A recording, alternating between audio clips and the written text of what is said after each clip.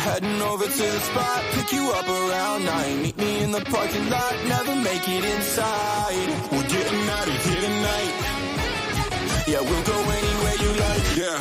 9/11, it's a heist, stole my heart, gave me life. No, I'm right, baby. I don't get my type wrong, yeah. She 11 with the lights on, yeah. Bite my neck just like a python. Breathe it right into my lungs. I took a hit, it's a crib, she my medicine. Before it's all said and done, two places for the neck that's gotta wake you up. I'm heading over to the spot, pick you up around 9. Meet me in the parking lot, never make it inside. We're getting out of here tonight. Yeah, we'll go anywhere you like. I'm breaking, God lights, baby, I'm racing. Cause you're the only music I'm facing. You gon' leave my heart sedated, yeah. She just got it, but she wanted. Fell from heaven, she a weapon when she comes to me. I find it comforting. Though I'm blowing, she got me restrained, buffering, yeah. I sold the plans for your demands.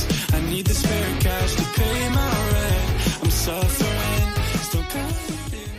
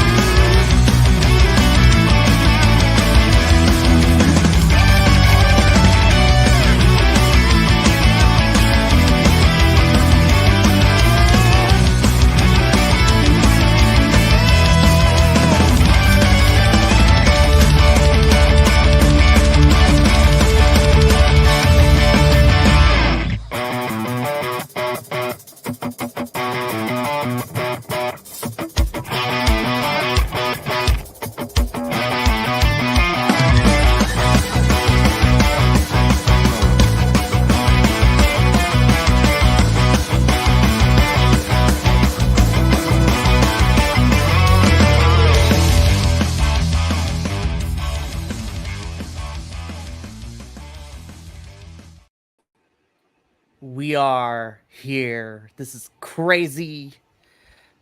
I don't know. I start these things all random. This is crazy.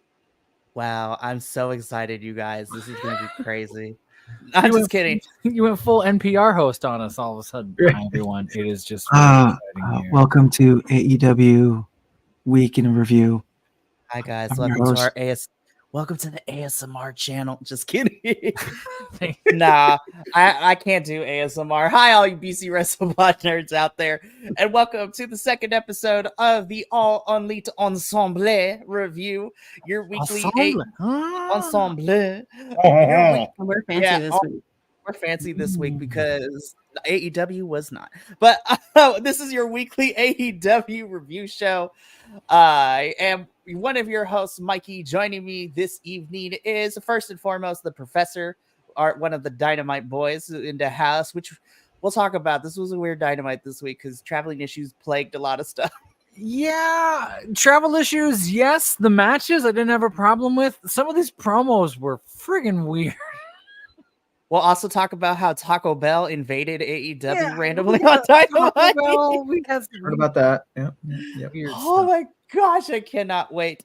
And also joining us this evening as of right now is our Rampage and Collision team of Alice and Adolfo, which yes, glorious. Love it. It's fantastic. They're going to be doing the Rampage leading the Rampage and Collision portion because, you know, I'm bummed. I have to bounce early, and I get to miss the fight. So I'm just like, I'm gonna live for the drama. But anyways, JVL will be here shortly. He is out in the world of theater and he is running late when it comes to that. So we'll be okay though, I promise. Okay, so I'm gonna be honest. AEW this week was a lot of up and downs. There was some weird stuff that happened. I don't know why or how we got here for some of this. and but we're gonna do our best to review it. But before we get to, just like I did on Sunday with our WWE review, remember, yep, disclaimer.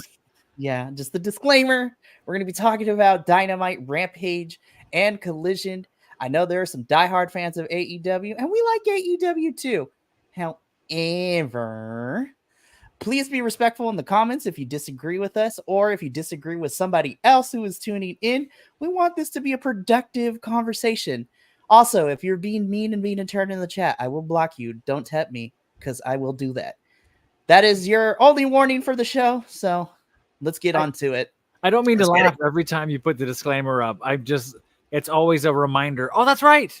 Those people are out there. That's right. Yes. We got to remember. They are. People going to take this too serious. Good. Yeah. I was like, don't take it too seriously, you guys. We don't take ourselves too seriously, but I digress. All right, so let's get into, the week in review. We're going to start with AEW Dynamite because this was an interesting Dynamite. I do have to put the disclaimer that there was a lot of travel issues getting into the city, especially since a bunch of the performers are based in Florida, in which, I don't know, a whole entire hurricane ran through there not that long ago. And it looks to be another one on the way shortly. I was like, Florida, why are you tripping like that? So they literally put together this card with who was available, which was weird because I feel like Rampage did a better job of utilizing people. I was like, why did I like Rampage a little bit more than Dynamite this week? Honestly. I don't think none of my issues with this Dynamite were the matches necessarily. There are a few nitpick things here and there, and there's one match which I'm sure you'll talk about and we'll have opinions about. Yeah. But everyone who was there was still professional and did some great stuff. The first one, which we'll talk about for sure, it felt to me like the whole show ended up in this sort of haphazard, what do we do? What do we do? What do we do? Place. And they kind of rushed a few things. And there's one promo when we get there where I swear someone is just going full Ultimate Warrior and saying things out of their mouth without hearing them. And I'm like, well, what are you? Oh, God. I don't know. It's going to be weird. Yeah, not the strongest of the Dynamites, but we'll talk about it. Well, let's just begin with probably the biggest highlight of the episode for Dynamite, which is weird because this was like one of my favorite matches on Dynamite from this week. And this is what opened the show. We had an AEW, and I had to correct myself. We had an AEW American, because last week I called it United States Championship. That's not what it's called. Yeah. So we had an AEW American Championship Eliminator match. So if the challenger won or pinned the champion, they would get a future title shot. Spoiler alert, we knew that wasn't going to happen, but my God, was this match awesome because MJF was, defending his championship in this eliminator match against the challenger and Kyle Fletcher. Kyle Fletcher's just so good, you guys. Like he is. He is so good. And I've been saying friend of the show, even though I think y'all hung out with him for just a while, right? But we could say friend of the show, right? Right. Yeah, because we were in the same room with him for 8 hours. The same room with him we for a also while? gave him a monster, just FYI, too. Well, the monster was for Sky Blue, and then it ended up being Kyle Fletcher's favorite flavor. So he took it. It's even funnier that you gave Kyle Fletcher Sky Blue's monster. That's hysterical. This was the match of the show, and we started with it. Kyle Fletcher continues to show out every time I see him, at least on Dynamite, when he comes this way. I know he's fantastic. We've seen him elsewhere, but I really hope he gets the push. It seems like they're trying to give him something here. This match was incredible. That moonsault he did, my goodness, was gorgeous. That Canadian destroyer into a lariat, into a thing, was like just a beautiful sequence. So they threw this together really well. I did not get the impression this was a last minute thing. They've been working on this. There was the flights did not affect this match. No. I liked this a lot. We all kind of knew that we're going to do the Daniel Garcia thing. We're going to come back for that. We're going to leave you in a bloody pulp thing. My issue was not the match. I actually really like this match. Did you enjoy this match? This was great. The match itself, I thought, was fantastic. Again, This was probably my favorite match. I'm very happy that they didn't have MJF be like, oh, this is going to be easy. Like, have Kyle do a little bit of offense and then MJF up. What? No. Kyle Fletcher is the one person so far since MJF won the title that has taken him to the limit, so to speak. And this wasn't even a championship match. By the end of this, when Kyle Fletcher lost and MJF won, I had to remember this was not for the championship. This was just for a shot at the championship. I'm like, you could have just had it for the championship and I would have been like more okay with it. I'm like, I had to remember, oh yeah, this was not a championship match. This was just for the Eliminator. As we said before, Kyle Fletcher unfortunately does not win. MJF wins, so Kyle Fletcher doesn't get a future American Championship shot. And then MJF does what MJF does and just destroys Kyle Fletcher afterwards. First of all, he knocks out the ref, which is new. He literally like punches this man. I was like, what? Exactly. He literally punched the ref in the face. I was like, okay, that's new for MJF. And then he begins to beat up Kyle Fletcher with the diamond ring, which then forces Will Ospreay to come out for the save, which, by the way, was it this week or his last week? Everything blends together, but he was barricaded in the room. Yeah. That was this week. Yeah. He was locked in the room in a way that doesn't make sense to me because he got through it so quickly. He could have easily just run past the door. It was just sort of, oh, look, it's barricaded. I opened it anyway. You stalled me a few seconds. Why didn't you leave a few seconds earlier? And this was before Will Ospreay saw what MJF was about to do, because MJF attempted to hit a Tiger Driver 91 on Kyle Fletcher, but Will Ospreay was able to make it in time. So, okay, here's all right. So this is where this is my first big issue with this whole thing. But Professor. Yeah, my only issue was kind of the barricading of the door, which just didn't really sell for me. I know the camera shot they tried to get and they really wanted was the blood, Kyle Fletcher's blood on shirt with Dom Fallis saying, "This is your fault. You could have done this sooner. Where were you?" Like they were trying to really tie that together, and I don't know if they rushed it for TV. It just fell a little flat for me. And I think they could have finessed this a little better. They could have slowed this down a little more. They didn't need Don Callis in there at all. This could have just been between Will and Kyle, and it would have worked. I think the fact that Kyle pops up after being bloodied it made him strong, which is fine. It just took a little of the urgency out of it. I don't know. It didn't tie up the way I think they thought it would. As I'm big, mean MJF, I make people bloody, and then I run away. I don't know what was missing. There was something not quite right about how that tied together. The other thing I had an issue with, and there's a point of order from the island over there. Yes, on the island. Wasn't there also a screwdriver? Which had no play into what we were doing. It kind of took me out of it. I was like, oh man. He wanted to use the screwdriver, not like this thing, and then MJF still cheats anyway. So yeah, I mean, Kyle gets saved by Will Ospreay. What I had an issue with was not even what we saw on this Dynamite. It's the fact that the social medias have these killer promos that get cut out like as special segments there in the back, like after matches, after certain segments are done. And I was just like, we saw a little bit of it during Collision when they aired the Kyle and Will backstage where Kyle questions Will, why will you still not do the move on MJF? Oh, I didn't see it. Okay. I was so mad. I was like, you could have put this on this show. Like, honestly, that's my biggest problem with AEW right now is that there's a lot of killer backstage exclusive for the social media promos. And then they only like cut and paste certain parts of it for the show. So I'm like, no, show the whole thing because it was great. But I digress. We move on from this awesome match to, let's be honest, this was a glorified, elongated squash match. This was the Glamour Mariah May taking on SoCal's very own Viva Van. Love her. She's fantastic. Mm-hmm. Unfortunately, this was a glorified squash match. Mariah May wins. It's what's happened after the match that was more important. But, Professor, real quick thoughts on Mariah versus Viva in this particular match. I think they were stuck in between, right? If it was a squash, it's a squash. It's over. It's quick. We can move on. If it's a match, it's a match. Give them time. Give them time to work.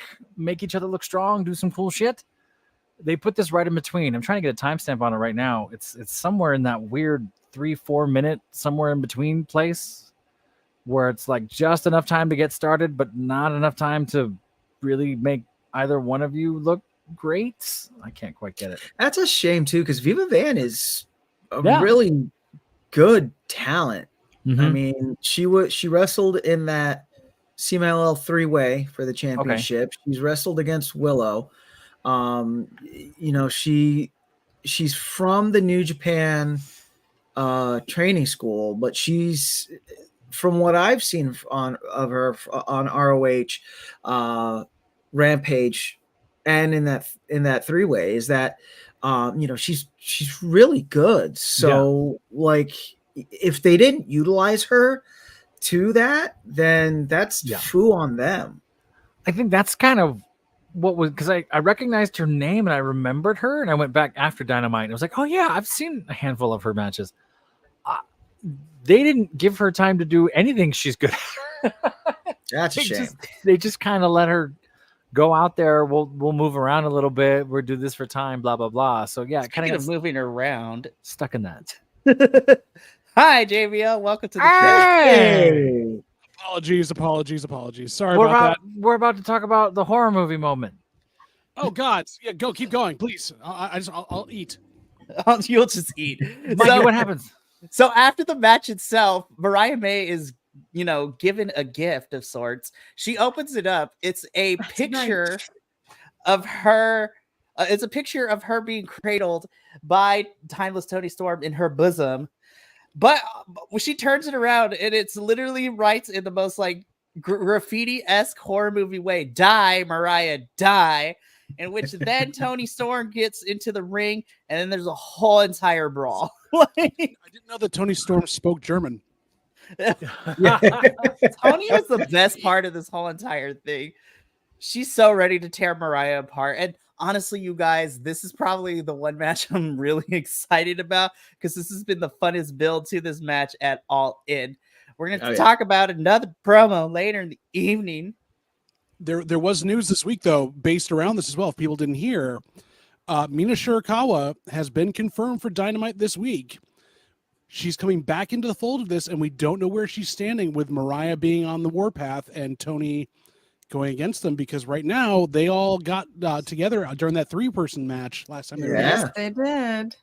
Really? That's really interesting. There was a whole brawl. They were separated. Again, I am super excited for this match. So speaking of horror movies, we then get a Jack Perry kind of promo. Well, I should say we got half of a Jack Perry promo. Is this the one that? Is this the same one that they played in at Collision with the TV? I'm kind of glad they replayed it on Collision, because here's what had happened. We got half of the promo. Then they immediately go into a Taco Bell commercial. I was so hungry afterwards. And then after the Taco Bell commercial, we come back to the second half of the promo. I'm like, somebody got fired that night. But it was also like right at a place where it's like something I've always needed in my life. Taco Bell. It was perfect timing.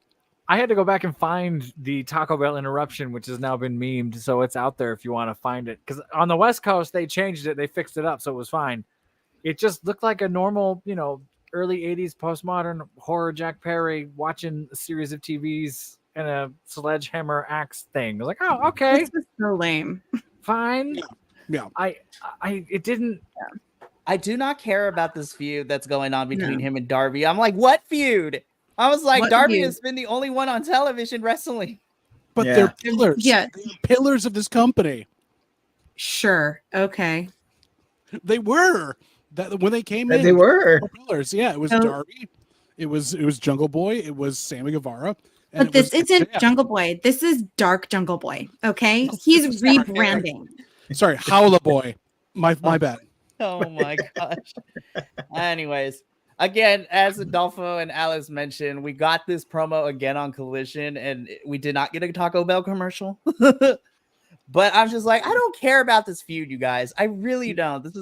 I'm like, they're doing no build to it. And I wonder if they're not doing so because Darby has a world championship match at Grand Slam that he won. So Which, by the way, that's the other thing. How are we giving another world championship match the winner of the Battle Royale match at All In too? I'm like, It's going to be like WrestleMania where they're going to have to fight twice. Like when Yokozuna twice. Whatever. So we move on from the Taco Bell Jack Perry commercial. And then we get a response from Darby Allin in the back, which made no flipping sense to me. I'm like, he's wearing his pink hoodie. We don't get to see his face. It's cascaded in shadows because of the hood. And he didn't really say anything. Something tells me he was like, hey, so we don't have everybody here today. So just make up a promo as you go along. And that's exactly what we got from Darby. Yeah. That whole section sort of fell flat, which is too bad. Not much to talk about.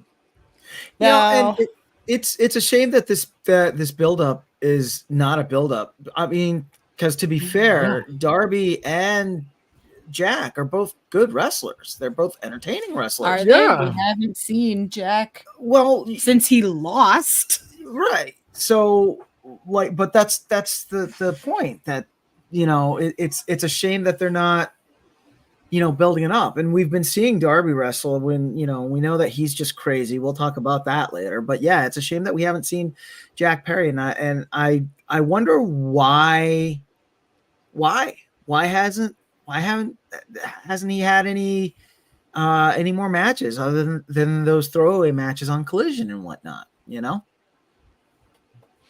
Who knows? Like, are they protecting him? I don't see the protection in that.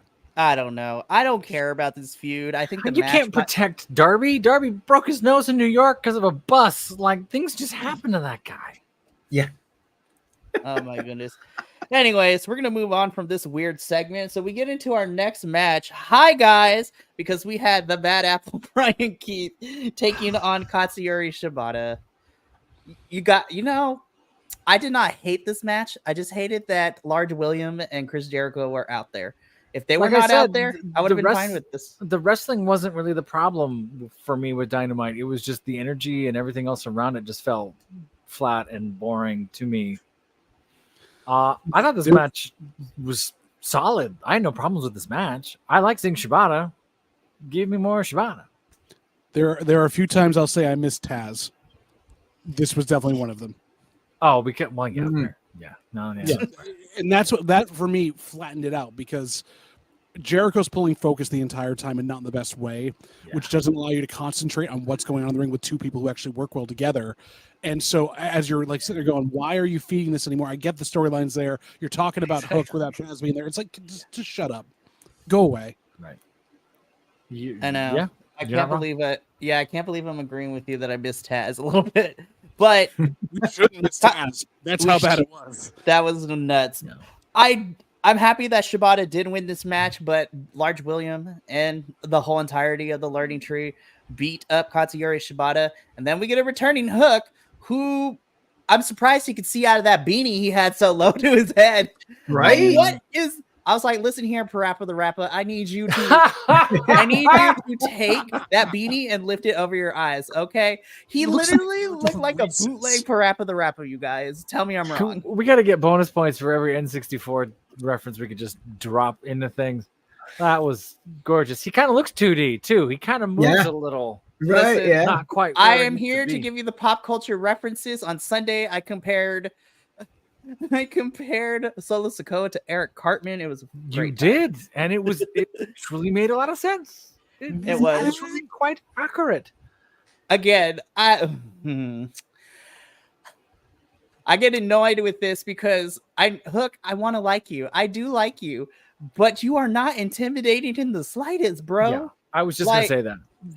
He was walking around like a Parappa the Rapper. He looked like he was 2D cardboard walking around out there. And I'm not saying body type should dictate anything. That's not necessarily what I mean. But what it's starting to, and all of us have been there, it's starting to turn into, you're that tiny kid at the mall that just acts like this is your turf thing. Yeah. And you're strong, you have great matches, you do cool work, but everything around his character and gimmick and everything else, he's being misled. He really needs to get coached up on mic stuff and just kind of pivot from where he's at, because he's stuck right? And this isn't gonna. At some point, he's gonna be 40 doing the same thing, and everyone's gonna go, "You're awful. What are you doing?" Right? Yep. There's no.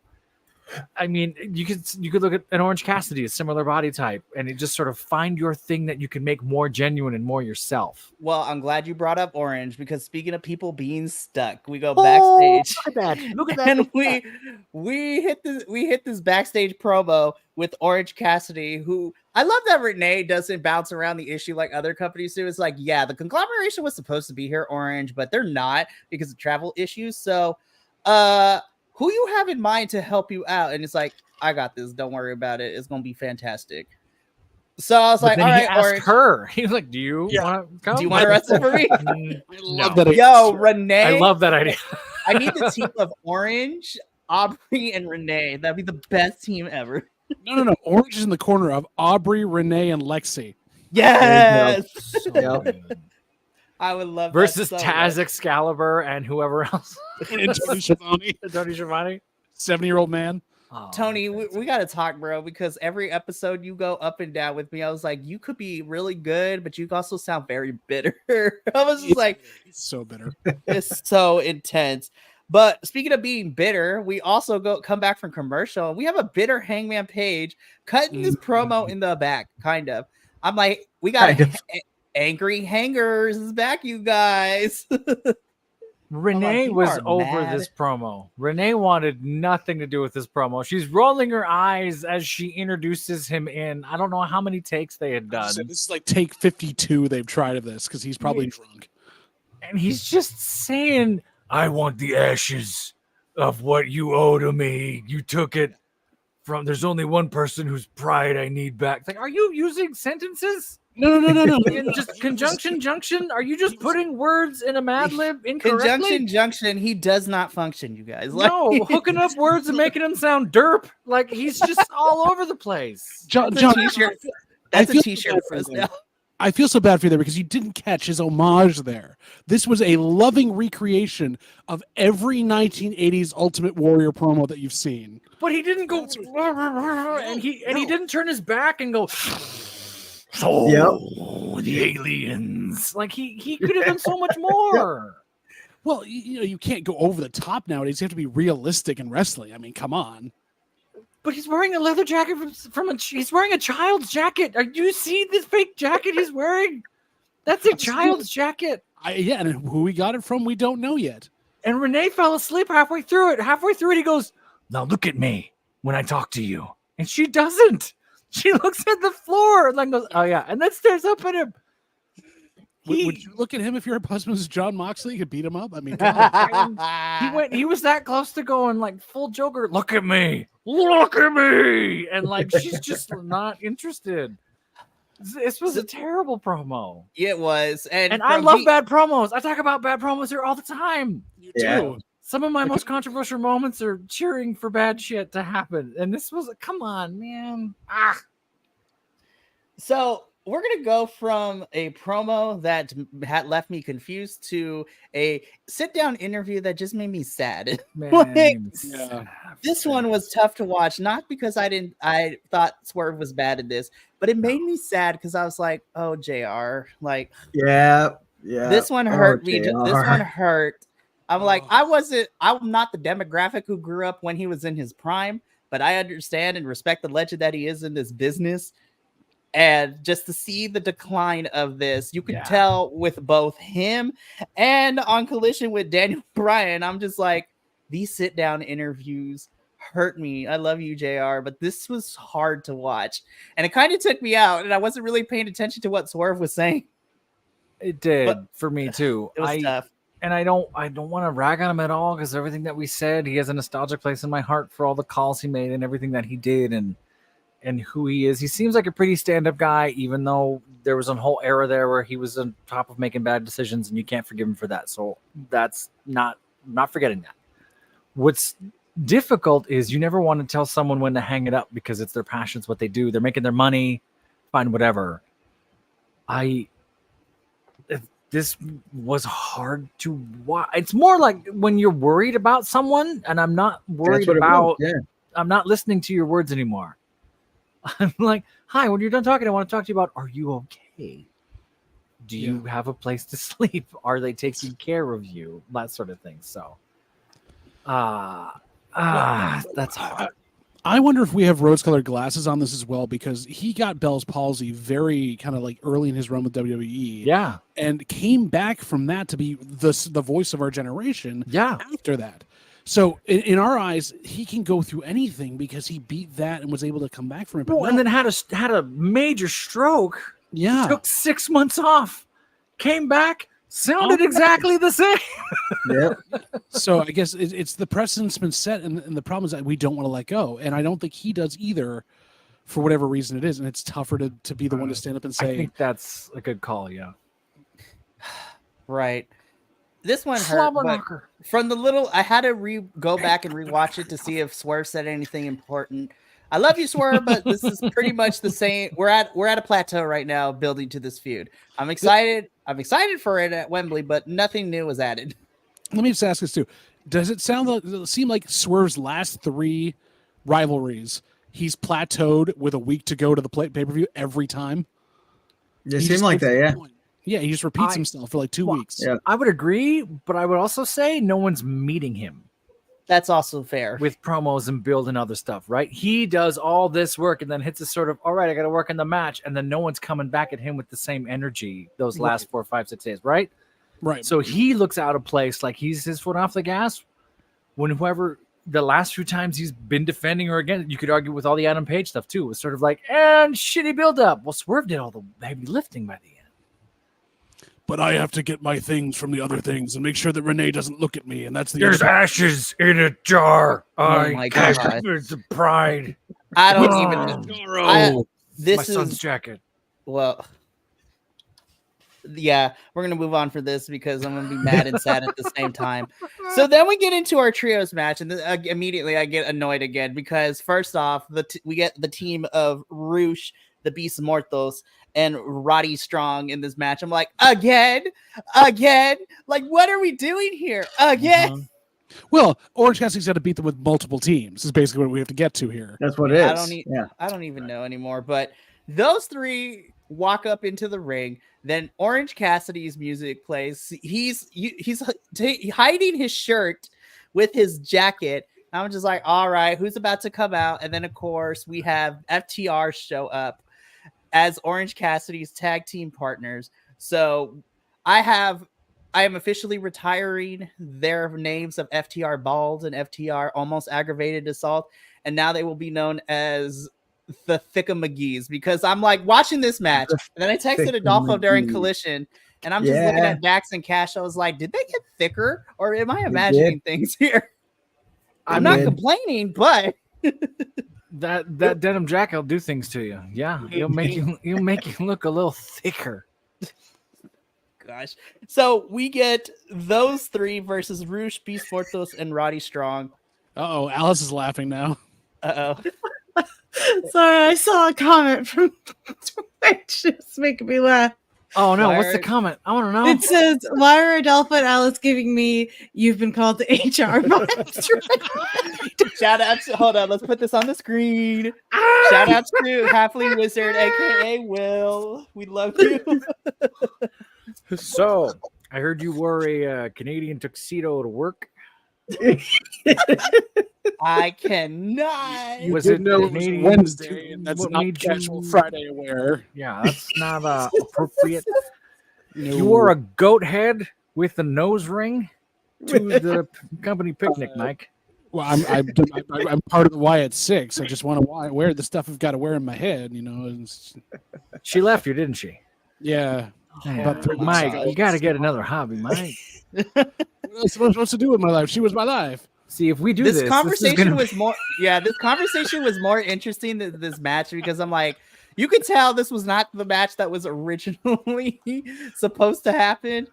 And honestly, the only thing that mattered is kind of what happened at the end. Everybody does amazing things, but Orange Cassidy and FTR win. I was like, of course, FTR and Orange never lose on these things. Like, I don't know, man. So, however, the match itself was fine. Did you all see that the Beast Mortos is going up against Mark Briscoe for the ROH Championship? he went against him this past Sunday. Probably sure he didn't win, but we'll find out when that match airs. Yeah, lose. Unfortunately, it's going to be a good match. It's going to be a good match. About the amount of, I don't know how Orange Cassidy didn't get like completely sick by doing all those tornado DDTs. Oh my gosh, bro! I was trying to find that. Like that was nuts. So, well, speaking of things getting nuts, after the match itself, FTR and Orange are still in the ring. FTR do their, oh my gosh, we love professional wrestling. This means everything to us promo. They do 50 million times after every other match. And then we get interrupted by the Acclaim, who, no rap, they just come out, and then there's a big old fight with FTR and the Acclaim because, all right, let's talk about the elephant in the room. And I'm kind of stepping on Collision a little bit, but because it's happening tomorrow night, the Young Bucks and the Acclaim are having their tag team championship match. And I'm just like, there's two ways this goes down. I smell a triple threat but then I'm like, I don't think it's kind of weird that FTR would cause a DQ in the match. So I'm like, okay, if that doesn't happen, I would love for the Acclaim to win and then Acclaim versus FTR without the Young Bucks at Wembley. But I smell FTR versus Young Bucks for the 50 millionth time again. I'm like, no. I love the Acclaimed.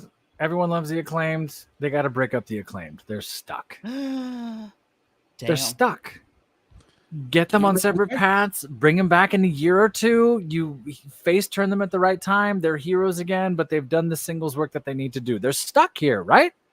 There's just the mismanagement of all the tag stuff, and it kind of breaks me a little bit to say that. I love that Gunn's there kind of as that third member, something to do. It's not stagnant. They're not changing. And this is sort of, I think, a symptom of that, stale. right? They're stale. And they're doing the same stuff every week. And then staff or security has to break them off up with somebody else, or we cut your mic again. Their creative is kind of stringing them along. It's just a symptom of something else, I think. I don't know. But the worry becomes you split them up and they end up like the New Age Outlaws, where they are definitely not better than the sum of their parts. I believe Bowens could break out. I don't think Castor can be out there on his own. He needs somebody to hype up with and do that. I really hope he's not the Marty Jannetty. That would make me really sad, but I think he is. You don't know until you do that. We shall see what happens, because who knows? We might get a triple threat. It might be a one-on-one match at Wembley for those tag titles. Spoiler alert, I also think we're getting a triple threat for another set of titles at Wembley. We'll talk about that later. Yes. That's on the next show. On the next Anger show. from the HR department. We will talk about that later. Well, I mean, we can talk a little bit about, because we did have the patriarchy make an appearance on Dynamite. Such a good promo. Oh, I love this promo. Because Christian's amazing. Christian Cage is Mama Wayne with dead eyes behind him. Alice is like, is he? I just realized Mama Wayne has a huge rock on her finger. Mm-hmm. Mm-hmm. Also, if you go to the so website good. page, she's actually holding the championship. Yes, she is. Promo. That's such a funny. Poor Killosaurus, like Lucha Switch. He's timing his looks at her and at Christian the best during this promo. You see him like Yes. on occasion just like checking in, like It's great. I'm It's- excited for the turn that we think is going to happen. I think it'll be glorious. This was a great promo. This was one of the few things that kind of worked without having to go into it. Yeah. When do you think the turn is going to happen? All Out. I think That's soon. You think so? Yeah. It's been building and then like it's been Soon. start for like months. Yeah. Wait, when's All Out? In All 2 Out's weeks. 2 weeks after All In. Yeah. So September 7th is when the all out is. There's too many all ins and outs. I think they'll milk it longer Ugh, why? I hope not. because they always make the wrong decision. I'm I not mean- making any calls. I'm just saying they do the wrong things. Professor, God, why would you bring that up? How Professor, dare you brought up making wrong decisions, and we're going to talk about some wrong decisions that AEW made. wrong What decisions. happens They next? know they need to pull the trigger, and they just have a knot. So I don't know. They nearly did last week, so I'm tired of this. You need to make a decision. They've been nearly doing it for a year. I know. I'm tired of it. I have no power here, Alice. I'm just a bald dude with a microphone. You need to write to them. I literally just make opinions. Professor, can you please talk to the creative people there and just say we are sick of the edging? It's been enough. Can we get on with it? All Sure. right. Let me see what happens. Get on with it. I'm speaking of getting on with this. We're gonna get on with this review because we're almost at the end of Dynamite. Next up we have a 2-on-1 match. This is the Brick House Camille. Brick. How? We ain't trying to get copyrighted. We all had to put some stank on it. How? Mercedes hanging. But Camille takes on local talents Jasmine Howe and Claire Carter. We knew what this was going to be. Camille wins. So I can't believe I'm going to say this because I love Mercedes' aesthetic and I love her as a person. Mercedes, it's a shit or get off the pot moment with these promos, girl. Literally. It's not the content that I hate. I just hate how she delivers it. I hate the delivery. And that's it. Well, the other thing is I'm gonna take Mercedes out for a little bit. I wanted to like this feud, but it's really hard when one half of your feud is suspended. Yeah. Which apparently that's not a thing anymore because they lifted her suspension. Can I ask this? They said we're going live via satellite to Britt Baker to a pre-tape promo. Exactly. Signed off. Like, actually, I just found this out, and we're gonna go live to something that's happening for a week. A while ago. Yeah, that's never worked once. We could discuss this another time, but the whole situation with Britt getting suspended has been kind of wild and weird and everything. I don't want to touch upon it because did she really get suspended, or is this? Yeah, she really got suspended. No, she really got suspended because she talked shit about MJF and a match he had. No, talk crap about his girlfriend and about him. Yeah. Oh, maybe don't do that. But not enough to get suspended. But like this, though? What do you think about that? Right. Yeah, and Alice, he reportedly punched a wall too, like right next to her, and he didn't get fined or nothing. Yet he keeps saying that she, like, everyone's behind her and just watch when she doesn't get anything happening to her. Like he's putting it out there too. There's a whole mess of crap backstage. It's happening again. It's messy. It's messy for sure, but we get this pre-tape going live to satellite promo from Britt Baker, and Britt will be probably back this upcoming week. Britt Baker, DMD. Sincerely, Britt Baker. That's the sign off. It's like, okay, whatever. Here's the thing. We were doing good with this feud. I was behind it. But when Britt got suspended, it took some wind out of the sails for it. It's kind of hard to build a feud when one half of the people involved in feud is suspended. And then they realize, oh, damn, we need to get Britt back as soon as possible. So let's lessen her suspension so she can get back on this TV. I was like, yeah, messed it up, AEW, but it is what it is. All right, so we're going to talk about the Professor's favorite match next because this is what main evented Dynamite. We had an Anything Goes match. Bryan Danielson Bryan taking on Jeff Jarrett of the Double J's and T's. A Professor got what he wanted. We had a concession match part 2. I called it and I had no idea I was going to be right. That was the only part of the match that I was actually invested in. It was like, let's go play with trash cans in front of the fans and throw beer at each other. Yeah, like that was fun. I think the fact that Jeff Jarrett's guitar broke walking out, he was like, yeah, and then he just kind of, I don't know if he meant to hit him or missed him or what, but it just kind of goes poof, on the ground into pieces, and then he goes to hit him with it. The neck snapped. It was like, not so good. I have some respect for Jeff Jarrett against my better judgment. Him and Bryan Danielson did work the first half of this match really well. They worked the crowd well. I thought that was all fine. I'm still not sure why I'm seeing this match or why I'm doing this match. And then commentary was trying to really get it over. Like, he's trying to make sure that he's all in because he has to be all in. So Jeff's going to get him all in. Because all in. By putting him all in.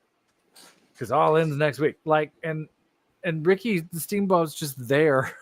He's every time they put him on commentary, it is just like, why are you making this man get out there? Just have him wave to the crowd and leave. Like, let him collect his check and go, you guys. Like, he's not a commentator. I love him. He makes StreamYard look healthy. I'm sorry. It's really just where it is at this point. Yeah.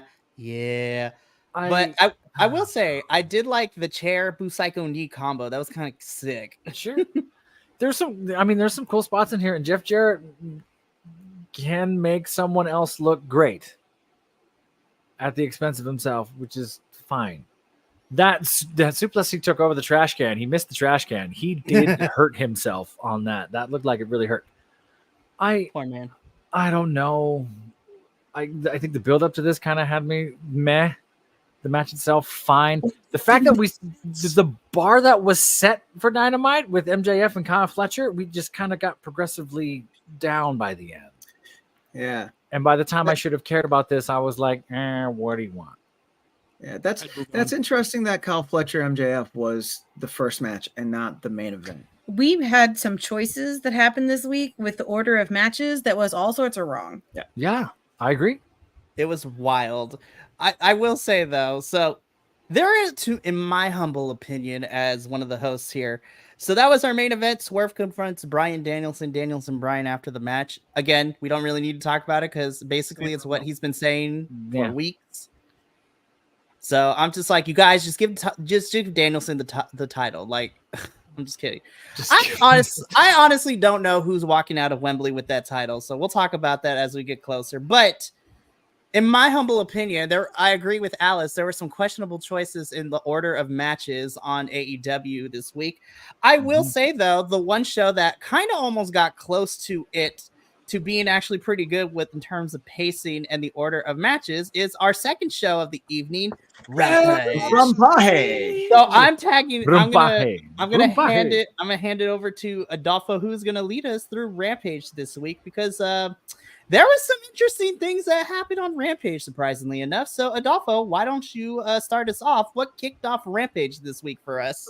Yeah, there were. I'm not going to really talk about the spots just because this it felt like a lot of the spots going into All In. It feels like a lot of spots are just kind of like recycling. So it's just kind of a waste of rehashing, but on Rampage we did start off with Darby Allin versus the Butcher. From a wrestling standpoint, as the professor would point out, from a wrestling standpoint, it was an enjoyable match. It was good and fun to watch.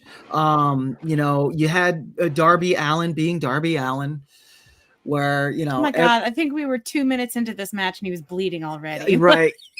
He's taking that John Moxley role where he just bleeds by looking at things. Literally. He, as a matter of fact, the first time that he bled, because he bled from his mouth and then from his head. From his mouth first. But when he bled from his mouth, did something happen, or is this like? I think no. Did he bite his tongue? I don't know. The Butcher just hit him with a clothesline in the middle of the ring, and he turns around. His blood, his mouth is all like. I was like, goodness. Bite your lip, And as the match goes on, Darby Allin, for as talented as he is doing his Darby Allin thing, where you're just sitting here like concerned for his well-being and his ability to be a functional human going into next year. Darby Allin did end up getting the win. However, my gripe with this match is that the Butcher just romper stomped Darby Allin the entire match, right? And then at the very end, Darby Allin hit one move, and then he hit his coffin drop, and then he got a 1-2-3.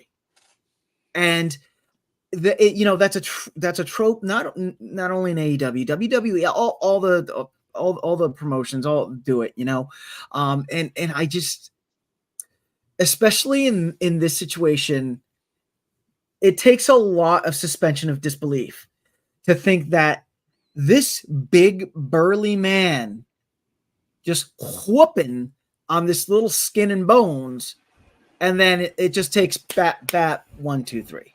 You know, so Agreed. that was my only gripe with the match. You know, the Butcher looked great. You know, he works. I wanted him to win. Yeah. So bad. I'm glad to see him back in action after so long being off on the shelf. It's just great to see him actually active. Yeah. But yeah, he has been coming up a lot, especially in Rampage. So, but yeah, Darby Allin gets your 1, 2, 3. This leads us to our next match where we had Wheeler Yuta versus Rocky Romero. This was yes. I just was gonna do his name in the announcer voice. Wheeler Yuta. Yeah, it's like what in the Street Fighter this. But Rocky Romero, of course, dale, azúcar, azúcar. Rocky Azúcar. Well, actually, no, because he's wrestling in the U.S., it's just Rocky Azúcar Romero. Azúcar. I have to say it because tell me if you watched Rampage, tell me that Rocky Romero wasn't boring. And then watch CMLL. Watch Rocky Romero on CMLL. And tell me that when he comes on American TV, he doesn't tone himself down. And it's frustrating. You can go back and watch him in New Japan as well. The same thing. Like it's yes, exactly.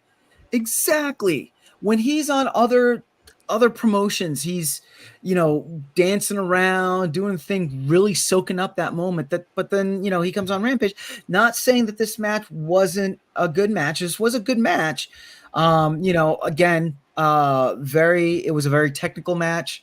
You saw a lot of reversals, a lot of like mat tactician things, which was fun to watch, right? But and Wheeler Yuta does get the win. I am just frustrated about how Rocky Romero was just muted. Is that a choice he makes, or do you think that's creative, or the wrestlers, or what? That's a great question. I don't know. Because I could see, and I've heard, certain wrestlers have to do certain things because of the talent they're working with, or what's around them, or who do they trust and who do they not trust, or what brand they want in certain places or other places. I buy that, but you've mentioned this before. It's a reoccurring thing in a way, and I wonder who could be making that decision. Yeah. The other thing too, and I'm not sure if they've been doing this on Dynamite, but Jon Moxley is MIA. We don't know wherever he's at. That's fine. Claudio Castagnoli, taking some much needed rest after years of carrying this company. Fair. Didn't he have surgery? Fair. Did he have a surgery thing too? No, not that we know. I thought that was not really. And then we have Claudio Castagnoli, who's out doing he's out doing his own thing for all intents and purposes. So lately, Wheeler and Bryan Danielson have been doing a lot of segments together and a lot of things. So in this match, Bryan Danielson came out with Wheeler and sat on commentary. And I don't know if you guys got this promo in Dynamite, but they did a promo of Bryan and Wheeler training, and like when Bryan was in commentary, he was talking about how we're training with this and building my neck strength up, blah blah blah blah blah. So what do we think the direction of the Blackpool Combat Club is at this time? This is going to be a 1 minute answer. Oh, here we go. So, it's been a while. We go. We're going to start JBL. We're going to start with you first. Hang on. Stretching. Hold on. Getting ready. Yep, I got it. Oh. Go. They are in limbo basically because they can't decide whether they're just going to end up being a tag team at the end of this or whether they want to move Bryan into that role that William Regal had originally with this, which was the advisor. Basically what I see is happening is here until they can figure out where Moxley is, there is no Blackpool Combat Club except in name alone. It's 3 different wrestlers doing 3 different things and trying to find their way in no possible way that they can actually be cohesive.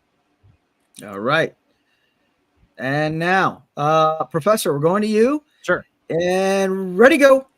I basically agree. I think the Blackpool Combat Club kind of jumped off the rails when they started doing them as sort of this gateway talent for other promotions. Sort of, we saw this with CMLL for a little bit with that gang fight thing earlier in the year, which kind of sort of didn't really work, and we had our own issues with that stuff. And just sort of, hey, bring us in, you're international, fight the Blackpool Combat Club sort of thing. And in doing so, they haven't made any storylines. They haven't made any headway with anything else. Daniel Bryan Danielson may or may not end his career in 2 weeks. Like, they don't know where to go. I know Wheeler was hurt for a while. Wheeler came back. So as far as name and consistency, like, the brand is there. Where are we going? Why are we doing what we're doing? They're all going to get stuck, which is a theme with AEW brands and talent and factions right now. You're getting these gents stuck. All right. And Mikey, ready, go. I'm just going to keep it super simple. We are in a holding pattern. We're going to see what happens with Claudio and Wheeler, dependent on what happens between Swerve and Danielson come All In, and who's walking out of that as champion, because that's going to determine where we lead Claudio and Wheeler. Claudio at least has something to do. He's going to be participating in that International Grand Prix tournament in CMLL like in 2 weeks. So yeah, but we are definitely in a holding pattern, and I think they're waiting to see what happens between Danielson and Swerve at Wembley. That's going to dictate what happens next. Well, I'll go next. Thank you so much for asking my opinion. Well, all right. And Alice, ready, go. Okay, so Blackpool Combat Club isn't really a thing, but what's going to happen is that Bryan Danielson is going to lose, and then he's going to turn over Blackpool Combat Club to Wheeler Yuta, and he's going to make it a thing again. I can say it and believe it and hope. That's great. I don't know if you've heard me say this around here. If it makes sense, they're not going to do it. That's the problem. Right. But I'm going to say it out loud. I'm sending it into the universe. Good. Then maybe someone will make a choice that makes sense. Tony Khan, do not send lightning to their house. Just answer their wishes, and all will be well. Because the last time we asked for this, it struck my house with lightning. Last time we made demands of AEW, lightning struck his house, and we didn't hear from him for a bit. That's funny. I know. Me and Professor had to carry on for like the rest of the Are you show. okay? It's like, I think lightning just struck my house. Tony Khan sent lightning to your house? That's wild to me. Warranted. It was fully warranted. I was getting on his nerves. Well, speaking of lightning to my house, you guys, I do got to dip. So okay. I know. So I have to tag out. Unfortunately, I will enjoy the rest of the show. Adolfo, please don't burn the place down. I'm tagging you in as the lead. So bye, guys. I make no promises. That is fine. I am okay with it. But I'll catch y'all later. Bye. Bye. Bye. So our next match, we got Private Party versus Dave and Zane Dawson. Spoilers: Private Party actually gets a win. Finally, in this one. Hey, good for them. Good for them. Good for them. For all intents and purposes, though, this was a really fun match. Dave and Zane Dawson. I'm not. I haven't seen them on ROH. I'm not sure if y'all have seen them elsewhere. But if they were local talent that were pulled in, they played really well with Private Party. I really liked them. I love Private Party. They're my favorite. So this was really fun. I really enjoyed this, and I was happy to see a win. They occasionally will flash like the AEW record, and so Private Party comes out, they're almost 50-50. Like, it's rough. I think they've had a rough time. Some of the AEW records are like, woof, don't show that. Yeah, right? I saw that. I was like, why? Why did you do that? Well, if it mattered or meant something, then still it would be a big thing. But they've gone so far past that with anything to do with any of these records. It's just they tried to do that illusion of sports win-loss record. What was it? Late last year, kind of into this year, but now it's not landing the way it should. Right? Yeah. Everybody landing the way it should. Yeah. Goodness. So then after that, we got the main event, which was Saraya versus Nyla Rose. So last week on Rampage, Nyla Rose beat Harley Cameron. And then this week we get Saraya stepping up to Nyla for, I guess, a spot in Wembley, I think. At Wembley, either on 0 Hour or All In. I don't know. Have we heard anything throughout the day? Mentioned at all about that. The only thing that was mentioned was the back and forth that Saraya had on X, with a fan who was talking about how like fit she looked, and she goes, "Yeah, I had food poisoning." Whoa! Well, for this match. okay. Yeah, like they were talking about like her in this match, like how good she looked because she was thinner and looking great, and she's like, "Yeah, I had food poisoning. Please leave me alone." Wow. Yeah. Yikes. Yeah. Didn't know that. Yeah. Toxic fans on X. So it was solid. It was a solid match. It did seem like Saraya was a little bit off, so the food poisoning definitely that explains a lot. That tracks. Yeah, we do get Saraya winning with the help of Harley. Harley held Nyla's feet. Nyla tried to do a suplex from the outside, but Harley pulled Nyla's feet from under her, and Saraya ended up just falling on top of Nyla Rose for the 1-2-3. What? Y'all have not seen Saraya on Dynamite, correct? She doesn't appear there. No. She came out once not too long ago for something like some interference-y something. And went, oh hey, and then she disappeared. That was like 6 months ago. Was that really 6 months ago? Yeah, it was in January. Okay, and we really haven't seen her on Collision. She's been doing these spots on Rampage with Harley Cameron. What? If she my question is this: if she shows up at Wembley either in 0 hour or on the main card, like who is she gonna go up against? You know? Didn't she just win the title there a year ago? Yep, she did. Yep. What in the hell happened? They just buried her ever since. I have no idea on that one. I can only speak to the most recent stuff here, where I think I know who she might be going up against at Wembley on 0 hour. Harley Cameron has been appearing on ROH, and messing around with Rachel Ellering, and because of that, I feel like they're going to pull somebody up from ROH to face like one of the British wrestlers from down there to face Saraya on 0 hour at Wembley, just to give again the all British wonderful hometown hero thing. Sure. And Saraya won the title last year because Jamie Hayter got hurt. So is she facing Jamie Hayter at this point? Like, is something happening with that? Because there's been no rumblings, but she's basically about to return, is what everyone's pointing toward. So with that knowledge kind of in the back of our minds, because I have heard rumblings of Jamie Hayter, and it seems like every week it's like, this is the week Jamie Hayter comes in. No, she's not. This is the week. It's going to be Wembley if she comes. Do we think then by that rationale? Do you think maybe like Saraya is gonna have like an open challenge type situation on 0 hour, like, or? Andrew's in the comments right now. He agrees with me. She's going to beat up someone from ROH. That's literally what I just said. Yeah. I think it's a prove it to me, like, I'm the hometown hero. I'm defending my turf. Bring in the biggest, baddest person you could beat, and then she beats them with Harley's help. All right. Well, that was your Rampage for August 9th, which then brings us to Collision. That's me. Hello. Hi. So Collision, August 10th. This was this past Saturday. Oh my God, what a show! You guys, buckle up. I'm excited. It's palpable. I can just feel it emanating from that side of the screen. Just Ave Maria.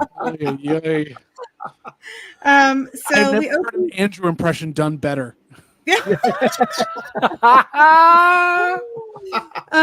Okay, so we open with Darby Allin and Hologram versus the Premier Athletes Tony Nese and Josh Woods. I was so excited to see Darby Allin and Hologram together, but this match was so messy. It just none of this landed. I didn't know what was happening. Darby and Hologram won. I know they're pushing Hologram really hard, but I have seen much better performance from him. I don't know if it's because he was partnered with Darby. Yeah, especially against the Premier Athletes, because Hologram has gone up against the Premier Athletes once already on Collision. So, I don't know. Are we trying to establish a little bit of like a feud between Hologram and the Premier Athletes? I don't know what's going on, but it felt like he and Darby haven't worked together a lot, or Darby hasn't worked with luchadors a lot. I'm not sure which. It didn't really flow. And I was... As opposed to you have Tony Nese and you have Josh Woods. Josh Woods doesn't work with luchadors at all. He's a mat wrestler who's in the pure division in ROH. This seems like we just could not put people together in time, and so we just threw a bunch of things at the wall. Yeah, and it didn't land for me. So my question was, why was this match messy, and what could we do differently? I don't know, maybe put people who have worked together or worked with at least that type of wrestling more than once, maybe more than 30 minutes before the show started. That's kind of how it was feeling. I felt like they were like, we're doing it live. I'm like, maybe not. Maybe let's not do that. You have a comment? Yeah, I don't. So it feels like this is the third week in a row that the Premier Athletes are the first match on Collision in some sort of degree. And again, I'm not sure what we're doing with them. I feel that Darby and Hologram would have benefited from going up against someone else. Maybe it is that the Premier Athletes are tired. I don't know. Did they have a match on ROH? No, they've been up on Collision for the past bit, and they probably won't be down there for a while because it's been the tapings down there. So, okay, so so maybe they're kind of like getting sick and tired of coming out and getting beat by the same guy too. Because in my memory, out of the 3 times, 2 of them, they got beat by Hologram. Correct. So that's that's all I got. Yeah, there wasn't there. The energy wasn't there. This was not a good opener. Right after that, we go to the Texas Bull Rope match with Thunder Rosa and Deonna Purrazzo, and they walked out, and the very first thing I said was, "This match is in the wrong place." Yeah, this match is in the wrong place. Sure. Why is it second? We should have an electrifying opener and then something to kind of cool down a little bit as the second match. This is it was a great match. I really loved it. I loved seeing them together. I liked that there was a little bit of an opener with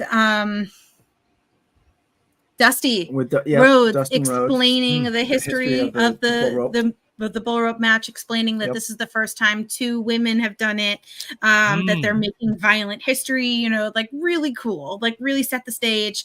Thunder Rosa comes out in this white Texas themed ring gear, which was woo!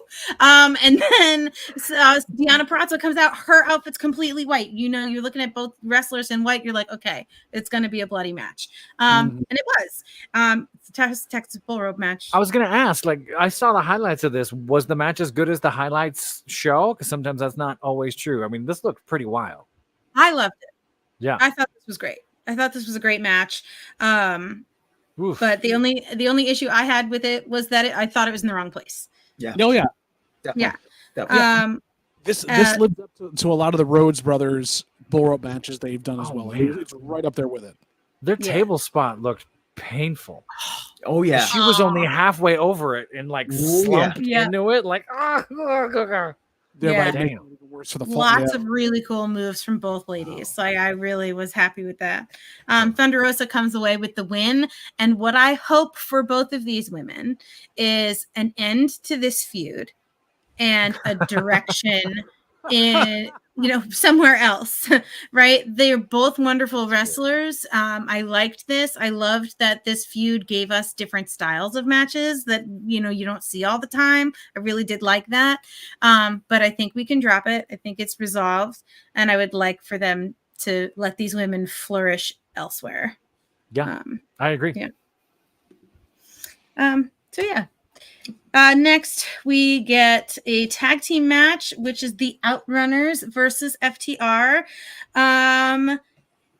So this one was fun. I liked them. They both kind of have 80s vibes. Right. So my question for this one is, tell me who should have won this match and why. The Outrunners should have won. Oh yes, they should have won. But why? But why? Why should the Outrunners have won this match? All right. So first and foremost, they cut this super fun promo at the beginning where it looked like we were watching a tape on our VHS. Yes, it did. On our VHS player. It had that 80s graphics. When the Outrunners are around, watch out for your fries because they're going to come and steal your fries. Oh my God. And they brought that fun energy. They bring that fun energy everywhere they go, and even FTR was feeling it. Yeah. Because, Magnum, oh my God, what are their names? Their names are Turbo Floyd, Turbo Floyd and Truth Magnum. So Turbo and Truth, they're doing their thing where they do like the flex off. And FTR is flexing off against them. And that's where Mikey texted me about, oh my God, did FTR get thicker?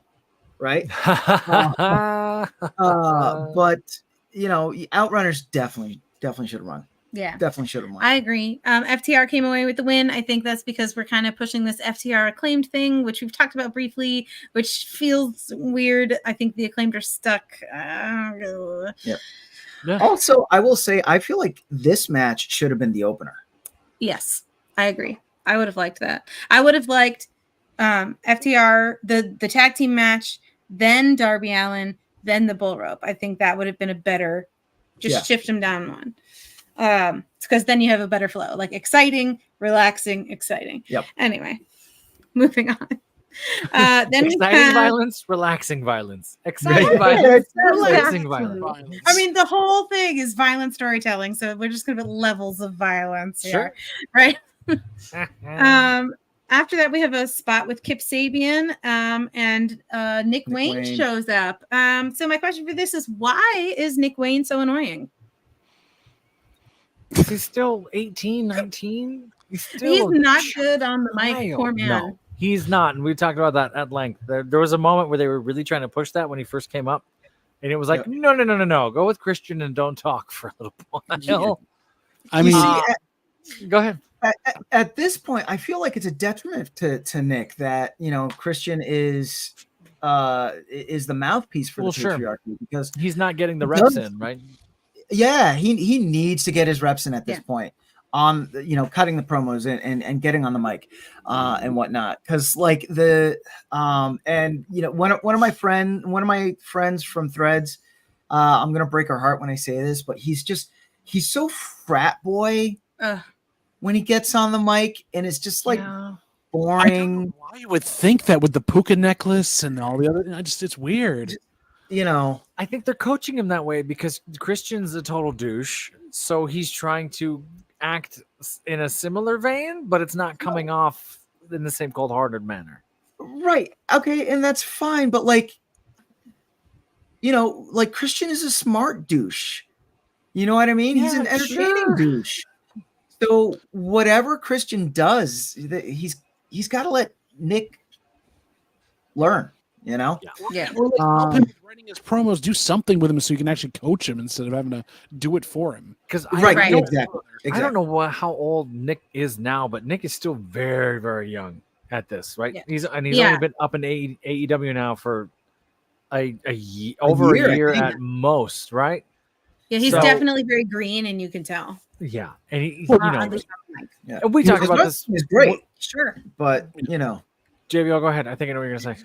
He was trained by a person that was also not good on the mic, so you never got those skills to begin with. Because Darby Allin is not the best on the mic either. So and was kind of, I'm not saying rushed up into the spotlight, but had enough friends and family and people pulling for him to be like, hey, you know what? We're going to support you. We're going to get you up here now.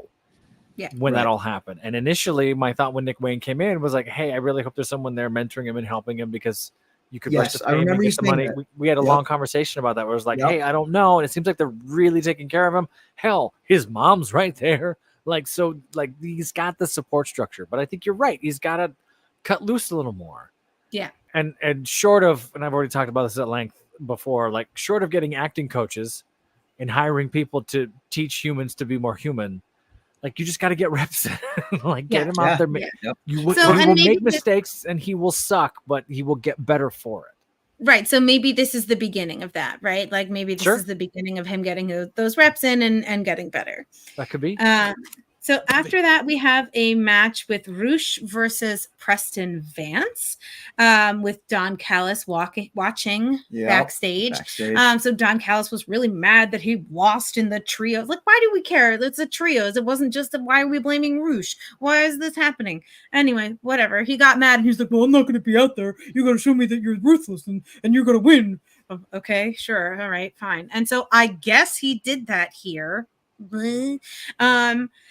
But here, this is my thought. Does Roosh really have a place in the Don Callis family, or is he the next kill switch? Are they going to manipulate, use him? You know what I mean? Like walk all over him. Roosh has not had a place in AEW to begin with, so him even having a place in the group isn't going to work. He's also, the brother of El Idolo, over there in WWE. He came here to be with his brother. His brother's gone now. He just has no motivation to be there. So why would he try to fit in with the Dom Callis family? I think they just stuck him with there to make him die. Yeah. I think the Don Callis family worked when it was them versus Jericho. Even though we all hated it, that's when it worked. Right. And now it's just sort of a Canadian guy collecting international talent to be dickheads, and it just doesn't work. Yeah. There's nothing unifying to them. It's just sort of, I'm gonna yell at you. I'm gonna yell at you too. You're still in my family. It's like, wow. Right. Here, there's a screwdriver. Here, that's what I got for you. Yeah. And again, they're stuck on what they're doing with them. I think the screwdriver bit's old. Yeah. It was like scary and exciting when it first started happening, but now like it's a year too old. Right. Yeah. I'll do a hot take. They should have eliminated this match and given the time that this match ran to the bull rope match. Yes. Sure. I would not have been mad if it were longer. I've only seen the highlights, but give me 30 minutes of bull rope match. I'm totally okay with that. I would have been okay with that. As long as MJF versus Kyle Fletcher, like give us that as that thing, and that would have been perfect. Yeah. Mm-hmm. I agree. So next, this was really exciting. I liked this a lot. Next, we had an open challenge from Swerve Strickland. He came out. He's talking on the mic. Swerve's house. All right. So he's like, "Oh, who's gonna fight me?" And Prince Nana is like the most dangerous man, and like really hyping him up. What was that? I said Ken Shamrock. Ken Shamrock, the world's most dangerous man. So poor Ken. I was so excited because right after who answers the call? It is the Stone Pitbull, Tomohiro Ishii. So we got this was really fun. It was a fun match. It was a really good match. I hope it was, because the highlights are only 10 seconds. I have no idea what happened. It was, this match reminds you as to how agile and how complex Swerve is as a wrestler. Yeah. Right. I forgot how agile he was. Yeah. And then he starts like throwing his body all over the place. I'm like, you could do that. That's right. Yeah. I'm gonna try to and then in his own right, Ishii, he's a great person to work with. Because just even his no sells are just entertaining. So funny. Yeah. And then so it's believable when Swerve is, at the beginning is laying into Ishii and he's not moving because he's the Stone Pitbull, and then he finally wears Ishii down to where he can move him and finally get the pin. So I thought it was a great match. It was definitely worth going back and watching. Yes. Cool. Very good. Okay. Next page. Next we have a Claudio Castagnoli spot calling out Kazuchika Okada for a match on Dynamite. So again, right, we were sort of talking about the Blackpool Combat Club. We see sort of Claudio just kind of going off and doing his own thing. Fine, great, do that. But do we think Claudio has a chance to win this Intercontinental Championship? Because I believe it's for the championship. This match that he's going to have with Okada on Wednesday. Do we think he has a chance to win this? Why or why not? Everything they've been building to get to All In with Okada means he's got to have that title going into Wembley. There's no way they're going to let that be a thing or have him like go for it back there. He needs to be walking into that building with it. Does Okada have a match at Wembley? So far, I believe he does. If he's not with the Elite and something else, he's definitely going to be defending that title on Wembley. It was. I'm trying to find it in the chat. Yes. Mikey had posted it the other day. He was all about it. It's Pac. Yeah, it's Pac, right? Oh, that's right. Oh, you see, that sucks that there's been no buildup with that. Right? We forgot. You know, so does that mean like this final week before Wembley, we're gonna just see Pac everywhere on our screen, right? And then all of a sudden, remind us, it's gonna be like a mad dash push, right. Yeah. And then all of a sudden, oh my God, there he is in London. Mind you, he's been down in CMLL, so I've been, or I should say, El Buntador has. Oh, that guy! Oh yeah, Buntador's been down there. Yeah, he and has been telling me about that, and it's been great. It's been great. But yeah, it's a shame that they haven't had Pac at all. Yeah. So, you know. Yeah. I don't know. I was wondering if they were going to give Claudio the win because they've been really pushing him. He's been winning and winning. So it might be refreshing to see him lose. Right. Yeah. So that would be nice. Okay. It's just hard. It's hard when you have a roster like AEW has right now and you know what they're doing so far ahead of time. Yeah. Yeah. And at the same time, you're still seeing these train wrecks of factions that have nowhere to go. And it's like, shit, what are you going to do? What are you going to do? Yeah. Because factions can work in the best possible of ways if you can book those people all together, and they're just not booking anybody more than just a single setup. It's crazy. Yeah. That's right. Yeah. Okay. After that spot, we have another spot, but this one's in ring. We have Chris Statlander because every night is Saturday night. And Stokely Hathaway, they're interviewed in the ring, and it is revealed that there will be a mixed tag team with Chris Statlander and Stokely Hathaway versus Willow and Tomohiro Ishii, which I'm very excited about. This is going to be at 0 hour in All In. Why?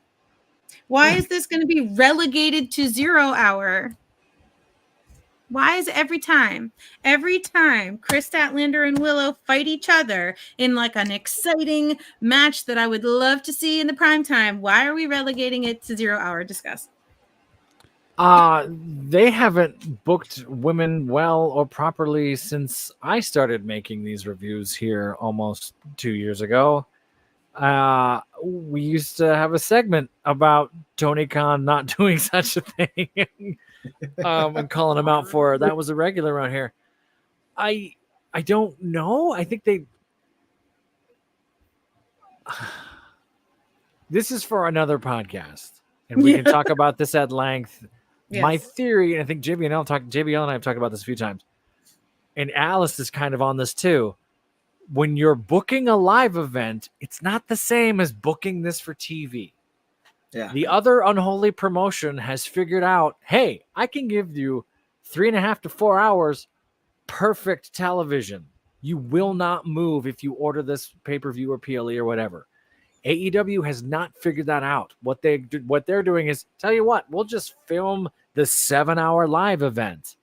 And that's not the same. That's harder on your viewers. We're going to still watch it, but it's like, hey, man, I'm at hour 5. I got to eat. My wife is angry. There was a child here. Where'd he go? Like, it's different. So they're not booking it the same way. Again, I don't know. I'm not a creative. I'm just a bald guy talking to a microphone. But that's my impression. Is sort of they figure, hey, we'll play it for the live crowd and we'll give everyone a piece of this live crowd pie. But now you have a bloated 6-hour thing that's going to get even bigger. Yeah. And the women always get screwed when it's that thing. They put them in these positions to have killer matches that everyone's going to go, meh. It's like, no, give them the marquee. They hold it better. Right. That's how I was feeling about the bull rope match too from this, this night, this very event. Like, hello? But anyway. Next after that, sorry, did you want to say something? Just quickly, that MJF obviously needs 10 more minutes to be able to do whatever he's going to do it all, and that's the reason why. I mean, yeah, right. Well, it takes him 10 minutes to walk in the building, so. Exactly. Anyway, after that, we had a Top Flight versus MXM spot where Leo Rush comes in. Oh, this was so funny. Yeah. So they're going to go back and then Leo Rush comes in and is like, you guys have to play nice because you're fighting next week on Collision. And do we think we're setting them up for like a feud for the tag teams, Top Flight versus MXM? I think it's still a little too early. I think MXM is going to be bouncing around with some of the other some of the other tag teams. We still have to see them against the Acclaimed. We still have to see them against the Elite. We saw them against FTR. We saw them against I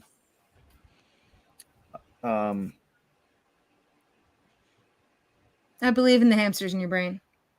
It died. Okay. There's more than one. Normally, there's just one running the wheel. You got a few hamsters in there. Goodness. Yeah, it'll fuck. Oh, FTR. We did. Yeah. Well, no, I said that. Yeah, we said it. Anyway. The hamster's alive. It did a thing, and then MXM, I think fought Private Party. They That's did. what it was. I That's loved what it was. that. Private Party. So, not to mention they're going to be busy on ROH.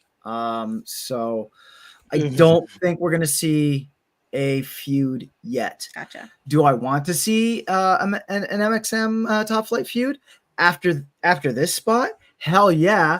It was funny as all hell. It was very funny. Oh my God. Okay. So entertaining, especially when they did the elevator thing. Oh my God. Down. They were like, we're going to leave. And then they just, very, so very good. funny. So I loved that. So after that spot, we saw Hikaru Shida versus local talent Aaliyah James, with Hikaru Shida coming away with the win, which was very nice. I'll come back to that in a minute because right after that we had the Jim Ross interviewing Brian Danielson sitting down. My heart hurts. Did it hurt? Was it hard to watch? It was. Yeah, it was. Yeah, it was hard to watch. I don't understand. Why are we cross-examining this man talking about his retirement when we're supposed to be excited for him fighting Swerve in a week? Yeah. I'm tired. Yeah. Stop. I have no vestment in this fight because I feel like Swerve's going to come out, sweep the floor with him. I don't care. I don't care if he wins. And if he wins, why is he winning? To hold the title and take a picture with it and then give it up? I don't like. I agree with you. And I'm not defending any of this. What I see is they're straight up playing on that sports-minded storytelling feud that people have, or it's sort of like, oh, they're retiring, this is their last dance sort of thing. And they're drawing it out in a way that they try to make it theatrical, and they had a window of maybe a month to nail it. They made it 6, right? Because they wanted to try and go full crescendo denouement into the thing.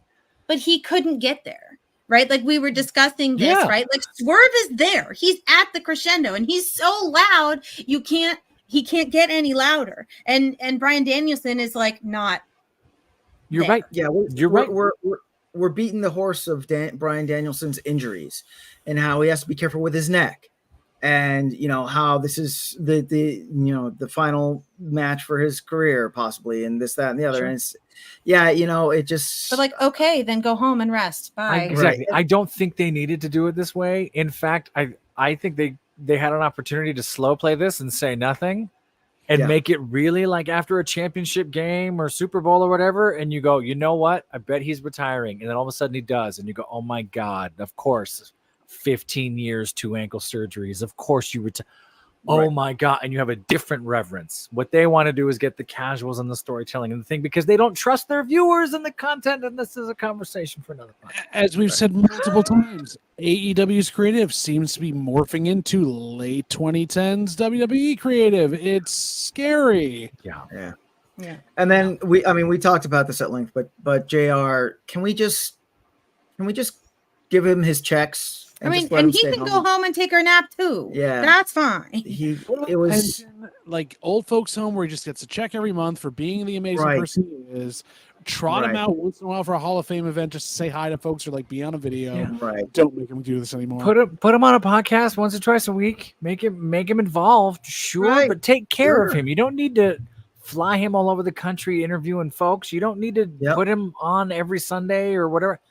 Give him his time. He's had his victory lap a few times. Yes. Stop running him out there like that. It's not good for him. Yep. Yeah. Okay. So after that, we come back to Hikaru Shida. We get a spot.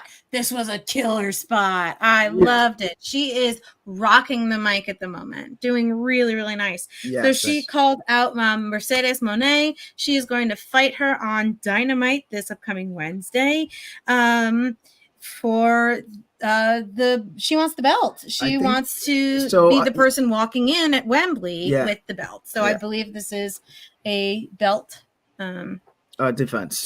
Yep. And my question for this one is, do we have predictions for a winner and or a style of win?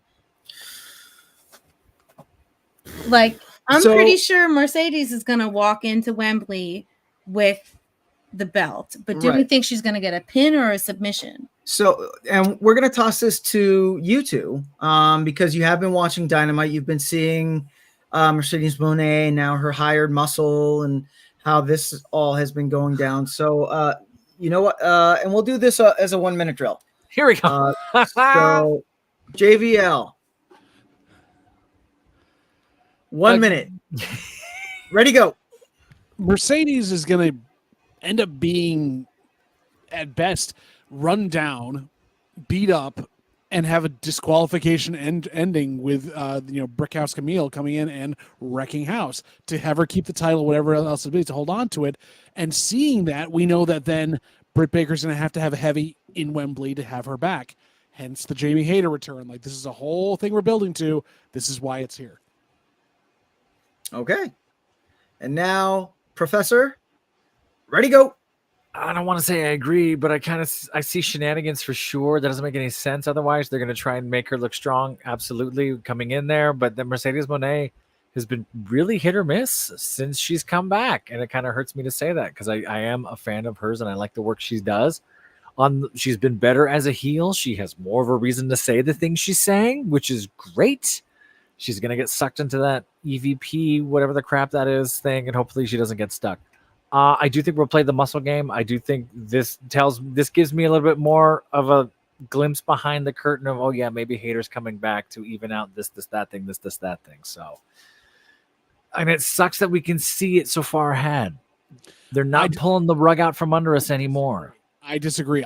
For this specific one, I am so excited to see Jamie Hayter come back with all of this setup. Like, we know she's got to be there. It's like what they just had on the other company where Ripley was out for as long as she was. You knew she was going to come back and wreck house at SummerSlam and do these other things. And she did. I've been waiting 2 years to see Jamie Hayter back on my screens. I don't care if I know she's coming. This is worthwhile. I'll give you that. I think they should be able to play the archetypes a little better so that it leans. We're getting it 2 weeks ahead. Imagine if it was the Wednesday before. And imagine if you wanted to build to that and have that at Wembley and have people watch it, and you had folks that hadn't been joining earlier. So then maybe they thought, maybe I don't need to tune in because I don't think it's or I don't know what's happening. That's why you're getting it 2 weeks ahead of time, is that sometimes you do have to lead your audience to water so that they can have their big cathartic moment they've been waiting for. It doesn't have to be for everything, but sometimes you have to show them the trick and lampshade what you're about to do to then give them an extra bit. Yeah. All right. Here we go. Oh, here we go. Here we go. I know you and I argue about that sometimes about improv too, where like how much do you lampshade stuff. So I know. This brings us to our main event. Oh, is this the Cold War? Yeah. Okay, so this is the one that I gotta batten down for. Okay. This was a top contender match for the trios belt with the Bang Bang Gang versus the House of Black. We had a special guest ref with Christian Cage. I want to know where he finds all his turtlenecks because the ref turtleneck was fabulous. Thank you. It's quite a good look. I saw that in the highlights. That's quite a good look. Very good look. Very good look for Christian Cage. Not sure about the boots though. Not sure about this. Those boots that he had are just. Yeah. Oh yeah, those boots. Look at those. When there is a special ref, we know that there's going to be all types of shenanigans. This was a good match while it was happening, and then all of a sudden, at the end, Christian Cage counts to 10. Everybody is down. He almost gets to 10. He spears Buddy Matthews, correct? Buddy Matthews stands up at 9. Right, stands up at 9, spears him, counts to 10. No winner. Draw. Really? Convince me this wasn't terrible. That a draw's not terrible? So know that this ending for Collision was not terrible. So overall for the show itself versus the actual titles it was about? Yeah, I was very disappointed in this choice. I thought this was a really poor choice. Well, can you explain further to them why you're so disappointed? Oh wow, I just watched it. Oh wow. And why you feel that this was not because I don't think the patriarchy should keep the trios belt because they keep teasing the turn for Kill Switch. How long is he even going to be part of the trio? Right? Yeah. Are we going to see a turn next week? Then who cares? Are we going to see a turn in September? Come on. We've been teasing this for over like a year. There's no way you can have me believe that they're a cohesive unit as a trios champion. Like he literally, right, when being like, oh, yeah, we're the trios champion, he gave the belt to the wife, completely ignored the Kill Switch. This choice to be like, well, now no one's defending and we're just going to keep the belt. This is really silly. This doesn't make any sense to me. I don't like this at all. Except that they're not going to.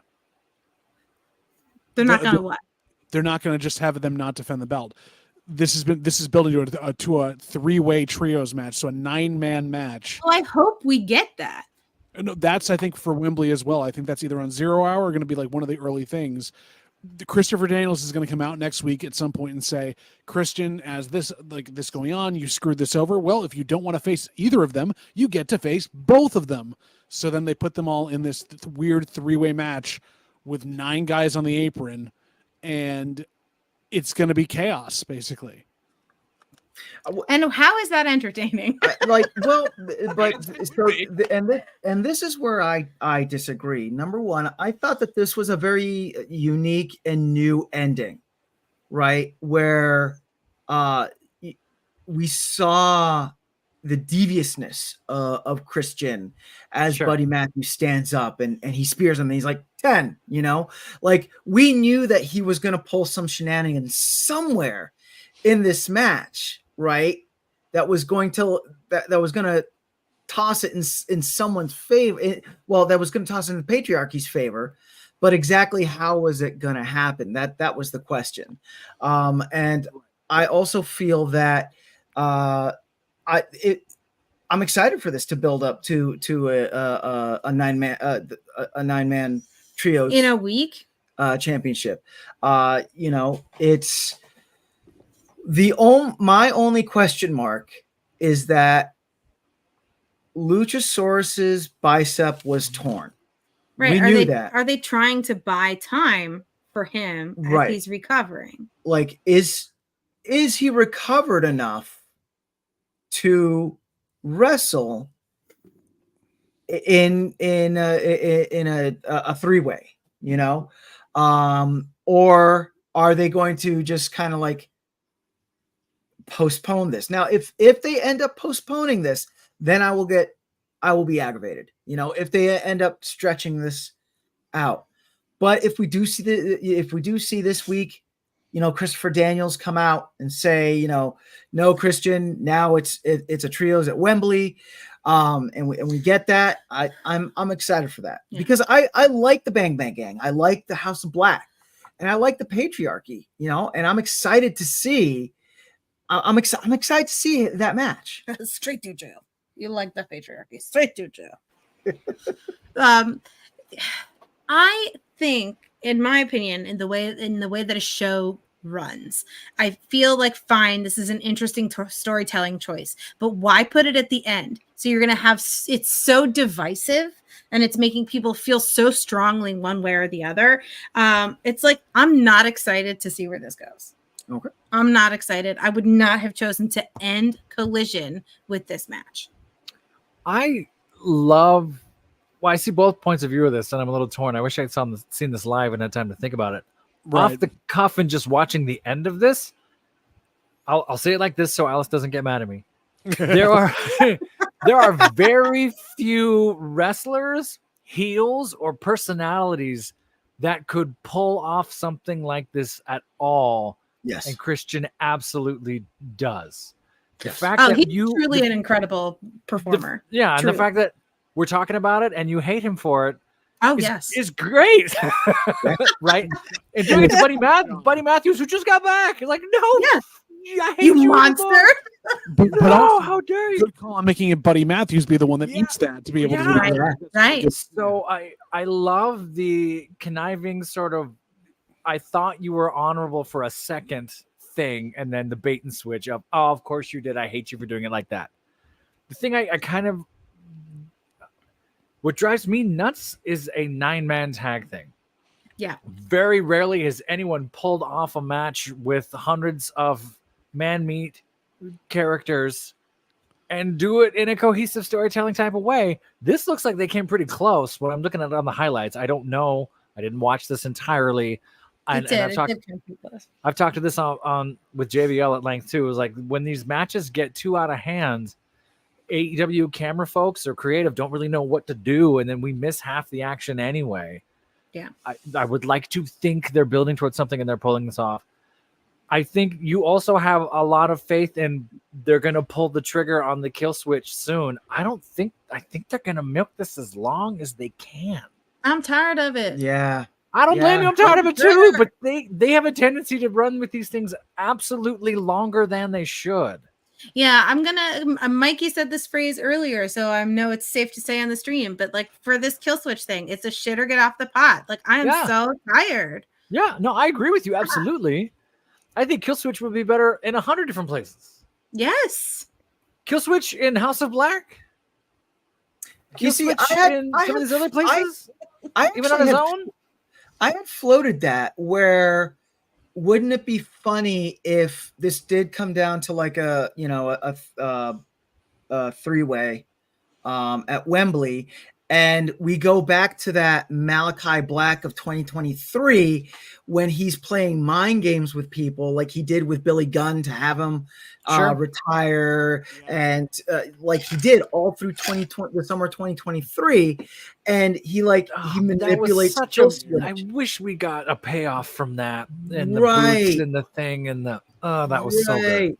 Yeah. And he manipulates kill switch to either joining the House of Black or having the patriarchy, the match tossed for the patriarchy. So I mean, could we imagine for just one moment a Beast Mortos kill switch tag team? That would be awesome. You want to add one more? You get the Beast Mortos kill switch and Brody King, and then it's just nothing but meat. And can the Butcher just stand up there on top of the ramp and just wave every now and then? How you doing? I'm not in this. Brr. Like, and just leave it alone. Just waving. But that was it. That brings us to the end of Collision. And brings us up to this week. So I know that we've gone really long, but really quick. We'll start with you, Prof. Do you have any predictions for this week? As we are right there. Predictions? Yes. Predict something. Go now.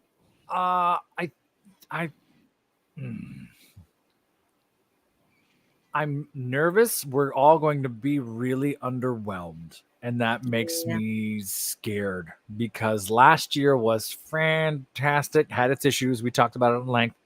But last year was like, oh my God, shot across the bow. AEW got the world's attention. And the other promotion, which shall not be named, kind of had to pivot to catch up in a way. And now looking 12 months later, it's such a different landscape. I'm a little nervous with the build and where we're going and how we're getting there. I think 0 hours is going to be 5 hours long. I hope to get up for it. I hope the next 3 or 4 AEW things make me interested. Kind of nervous. All right, Professor. That was the professor. I mean, the professor, JVL professor. John's lookalike. Hold on. Yes, I get the beard. Here we go. Okay, and I want to say that basically, I'm not sure that they're gonna get. We're gonna be underwhelmed. Basically, is what I'm thinking. No. The thing that they're running into this week and going into it again is that while we had all this build-up last year, we also had so many injuries and so many things that changed in the last minute, and they've still pulled off this amazing event. Yeah. This year, there's less in terms of injury and kind of that room for movement and more of we have so many people we've got to get on the card. We have so many people being messy bitches backstage, and we've got to be able to pay off a bunch of storylines quickly that are going to have to go into the next pay-per-view, which they didn't know if they were doing when they were building the last one. So there was that whole spacing out of this. It didn't work. I'm hoping that we get some closure on a couple of different angles this week to the point of I'm excited to see the matches on the card. Otherwise, they need to move the crap that we know is going on 0 hour up there that's going to be better and not be booking just random stuff the last week of. I think if we see, sorry, I know we're up against it. I think if we see Daniel Garcia and Kyle Fletcher appear on Dynamite or something else, kind of calling out, hey, MJF, we saw you, and we get a little bit of that return, I think we might get that momentum back over there. We got to wait to see if Daniel Garcia signs his contract, if he gets a contract. There's a few things they can kind of do to tweak these stories to make it matter. I hope they do them. I hope they do as well. And Alice, any predictions for this week? The Professor Alice. Professor Alice, Professor. Are you Professor? No professors this week. No predictions this week. I feel like everything's been laid out super clearly. I feel like they can't. I mean, they could. It would be really cool and exciting if they'd made a last minute change of who was carrying a belt into All In. But I don't think that's could going be to cool. happen. Yeah, it would be right. It could be cool. I think if they do a few audibles, a few pivots to make us they've shifted. Right. Wow! Right. Maybe it could come out. Wow. Yeah, right. But right now, it's not feeling. I'm not feeling good. Really, the only thing I care about is Tony Storm. Yeah. We've said that on Dynamite for about a year. With the price of admission. It's because she's a beautiful storyteller. She knows how to make cinema. Yes, that's right. Yes. All right. So that is that's our show. Thank you everyone for joining us. Our next show coming up is we got CMLL tomorrow. So join us for our CMLL show tomorrow. And then we have ROH on Friday. Yep. we have ROH on Friday. So please check out our socials where you can check out, keep up on with all of our schedules as some things have changed, and we do have some pay-per-views coming up and whatnot. And also, if you like what we're doing and want to support, check out our Patreon. So, but for me, for Alice, for Professor, and for JVL, Professor JVL, please remember, I'm Biconic, you're Biconic, we're all Biconic, and make sure that you finish your story. Good night, everybody.